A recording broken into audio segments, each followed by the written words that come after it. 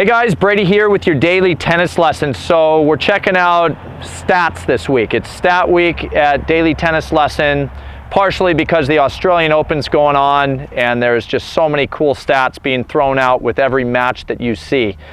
All right, so today what we're gonna look at are these overrated stats in my book. And the first being the amount of winners that you guys want to hit or are trying to hit in any given match. All right, so in a 2 out of 3 set match, if you guys win 48 points, you feasibly win the match.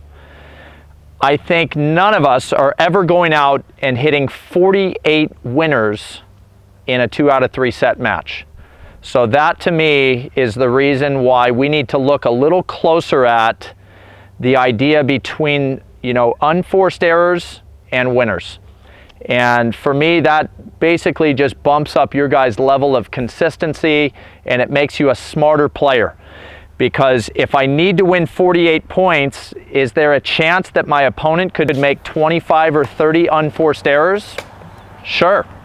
And at that rate, how many winners do I need? Factor in that we've done a video this week on forced errors. I might need only 10 or 15 winners combined with some forced errors and then some unforced errors from my opponent to win the match. And it makes it a much better outlook for what is required of me to go out and play great tennis, where if I step on the court and think I need winners to beat this guy, that is a very low percentage brand of tennis. So let's kind of clear our heads of the winner idea and let's start blending it with our winner to unforced error ratio. All right, secondly, we're looking at aces, and I get it. Aces are fun to hit. I love aces. But you guys have to remember, if you guys are going for ace after ace after ace, and let's say you hit 10 aces in a match, that's a great number. But what if the result of getting 10 aces in a match was that your first serve percentage was 19%? You are losing that match, I guarantee it. And granted, you can go home and go, honey, I hit 10 aces today. All right, well, how'd you do in the match? Well, I lost 6-1, 6-4. Hopefully, the game we are after is a game where aces improve our chances of winning. It's not the end-all, be-all.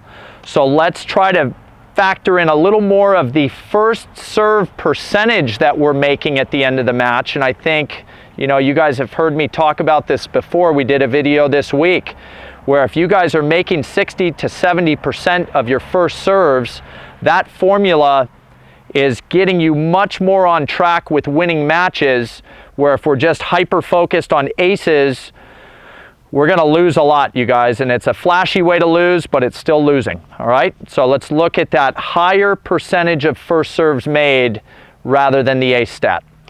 All right, and third, we are looking at the miles per hour on the first serve. You look at any of these pros playing at the Australian Open, they got the speed gun sitting right behind the court, and every time these guys hit a serve, where do our eyes go? We check out, hey, how fast did he hit that?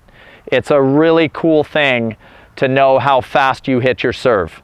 Federer versus Roddick is a great pairing right there when we're talking about the difference between sheer power and working the box. Federer's serve is not as fast as Roddick's was, but every time you saw them play, Roddick struggled way more on his return of serve than Federer did because of Federer's ability to be accurate, still with plenty of power. Federer hits the ball 125 miles per hour. That's not a slouch serve, but his placement is fantastic, where Roddick was a lot of times just trying to go through the opponent.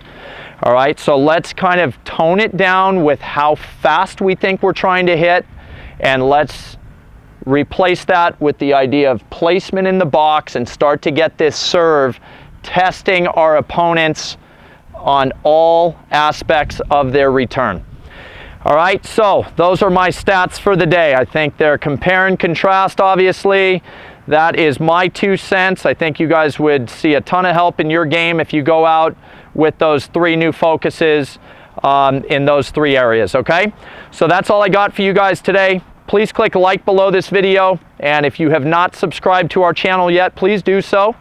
as well as check out any of our 3 courses, you guys. I think they are going to be a ton of help for you. You can find them directly below me in the description of this video that you're currently watching. And until next time, enjoy, and we'll see you soon.